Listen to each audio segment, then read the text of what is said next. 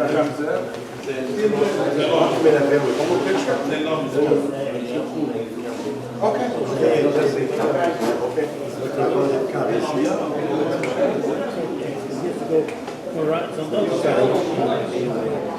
want to first thank Rabbi Blank. Where's Rabbi Yehuda Blank?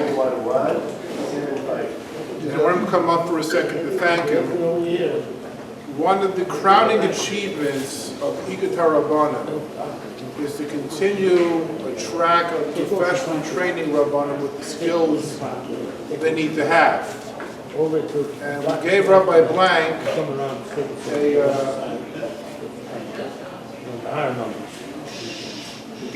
Blank a title which really doesn't do justice to him because it's more than the title. Programming, Chaplaincy, and External Affairs. Rabbi Blank, throughout the pandemic, which would have been live classes, has collaborated with the Phoenix House of Refuah, one program, 2 programs with OHEL, the additional programs Rabbi Blank is engaged with. One, I believe, is coming up on July 11th, and one coming up on July 19th. And I want to thank you for your hard work on the program.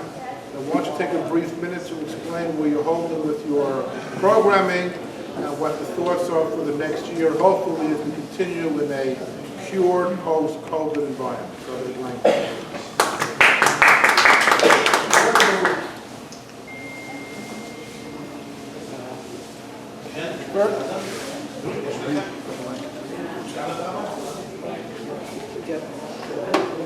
Before I begin, the first thing that is most appropriate is to give Hakar Satov to HaKadosh Baruch Hu. It's without the Hadracha, guidance from the Rabbeinu Shalom, nothing is possible. So that's my first Hakar Satov today. The other Hakar Satov, of course, I give to Rabbi Mendy Mirachnik for his encouragement and his support for any and all of the programs I've been doing since the beginning of my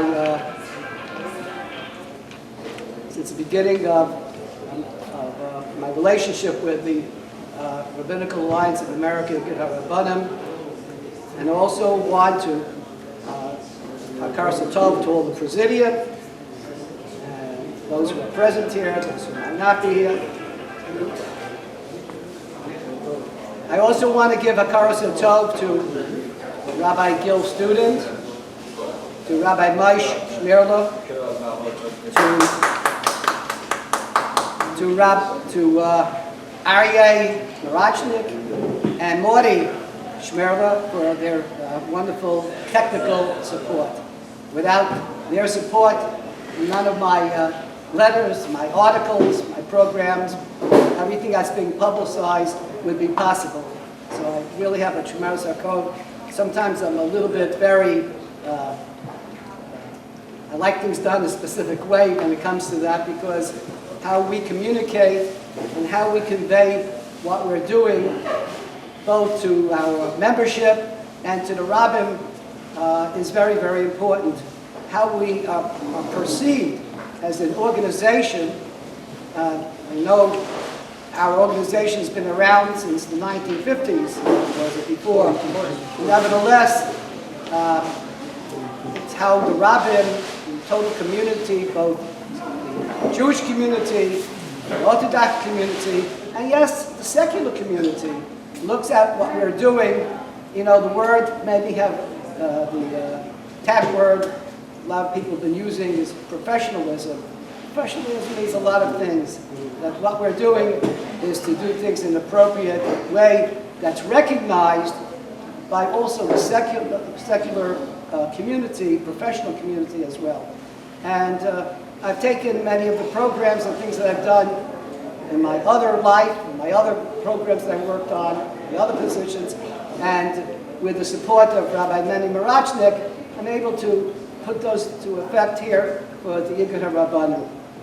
So, 2 programs that are coming up right now. One, we're publicized, and that's the Jewish Medical Ethics, online by Torah in Motion. And the reason that I put that out was because some of the speakers, I'm trying to find them, you have Rabbi Dr. Steinberg, you have Dr. Pelkowitz, amongst others. I'm trying to get over here to read them. I'm sorry.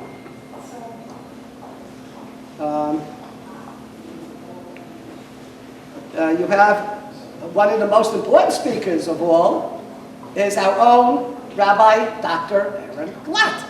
And he's one of the main speakers. He's the director of medical halacha for the Rabbinical Alliance of America, Igud RABBANIM. And he's one of the main speakers there. So for sure, I felt it was appropriate that we publicize it. We have also Rabbi Dr. Edwin Reichman, a well-known doctor in emergency medicine and other medicines. As I said, Rabbi Dr. Avraham Steinberg, amongst other speakers. But I think they're all, whoever else is speaking, I'm not familiar with all the speakers, but those who I mentioned are well known within the Orthodox community. But as I said, I wanted to focus on one specific individual most of all, and it is Rabbi Dr. Aaron Glatt. So if anybody's interested in seeing this, there's a link to it, and it has been distributed with the newsletters and other communication. The other is a program that's on July 19th, and it's a very important program. In fact, interesting, Igud Yisrael put together a program last night. I was not able to attend for Rabbanim, for Shul Rabbanim. I was one of those who I felt honored to receive their invitation, and could be other members of Igud Rabbanim as well. And it was a program dealing with the issue of legalized marijuana. And it's a big problem because as it is, we're concerned about abuse, substance abuse, addiction, other issues. The fact that being legalized means that it's available perhaps maybe in the local candy store. I'm not sure where it's being available, but it's going to be available all over. And the temptation, the Yetzer Hara for wanting even just to try it is a big Yetzer Hara. It's a big concern. So these are issues that I'm bringing forth. And so there are these two parents, Mr. and Mrs. Foreman. They're actually lawyers, professionals, and they have a daughter who was involved in drugs. And their daughter, Elena. And they decided they're going to come out and they're going to share their stories, their struggles, the concerns, the impact of what a child in a family has to their siblings, to the parents, and to others. But this program is where they go out and they share as parents what the concerns are, what the issues are, what it's been like, and how they're dealing with it. And so they put together a wonderful program, CCSA, that's the short, that's the letters for it, and they are going to share live, by the way. It'll be a live presentation. I'll be moderating it, and we hope that everybody will register. We actually don't even, for this program, we're even avoiding the registration because we want people to go onto it and not say, oh, I forgot to register, it means I can't watch it. No, if you have a computer and you're able to go onto it, there's a link. Please go onto it, and I think it's something, it'll be an eye-opener. And many of the programs that we've had in the past, we had a program with Rabbi Welcher, we had a program with Rabbi Aaron Dr. Glatt for chaplains and rabbis. Nationwide, it was a very, very big success. And so there are other programs that we've had, some of which Rabbi Mirach Nifnani mentioned. And my plans are for the future with HaKadosh Baruch Hu's help. In fact, we had a program with OHEL, two programs. So one program was Rabbi Eitan Feiner spoke. And he said, you know, originally, I don't have much time, I'll speak for 5 minutes. He spoke close to a half hour, 20 minutes. And he was very, very adamant on how important it is, the programs that we're doing, to be able to bring these new skills, the education, the opportunities of being able to understand the significance of things that are occurring in our own community, in the Jewish community, and how to be able to identify these issues and these programs and these other things that are going on. So that's where I come in. I have some educational training programs that I'm working on for Rabbanim. Other issues on mental health, a lot of different things for the elderly, geriatrics, many other areas. I'm not even going to discuss all of them now. So just keep your eyes peeled for the notices in the Rabbinical Alliance of HaRabbonim newsletter. I thank all of those for the compliments, for the reading the articles. I appreciate it. I try to bring chizuk, inspiration, some of the personal stories, some other stories, and opportunities for Rabbanim to learn what it is like in the world outside, not just within the world, within your own congregation. And so that's what I am doing here with these programs. I am doing outreach, doing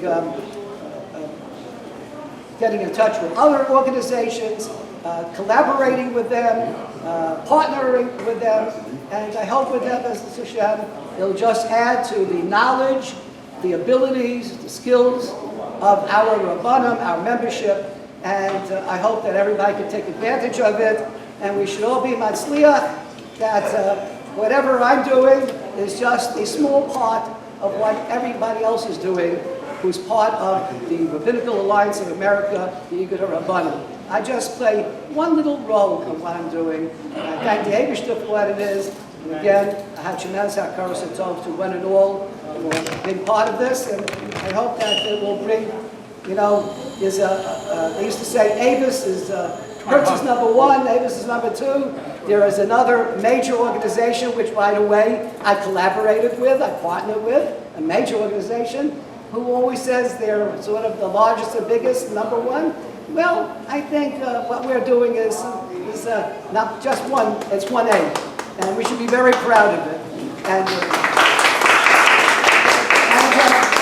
what's really nice is the anivus, the modesty of those who are involved.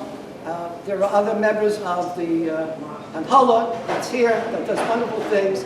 The nicest thing is that we're all humble, we're modest, we don't seek kibudim, tremendous honors. The biggest honor of all is being able to serve Klal Yisrael, to be Chazak Klal Yisrael, through all the good things that the Rabbinical Alliance of America does for its membership and for Klal Yisrael. Thank you. Amen. Brother Blank, nothing to add on. The Igud HaRabbonim is not an I, it's an Aleph. So we are Aleph, we're number one. Don't forget that. Thank you, Rabbi Blank. We're going to call shortly on Rabbi Hecht, Rabbi Shmuel wants to make a quick membership.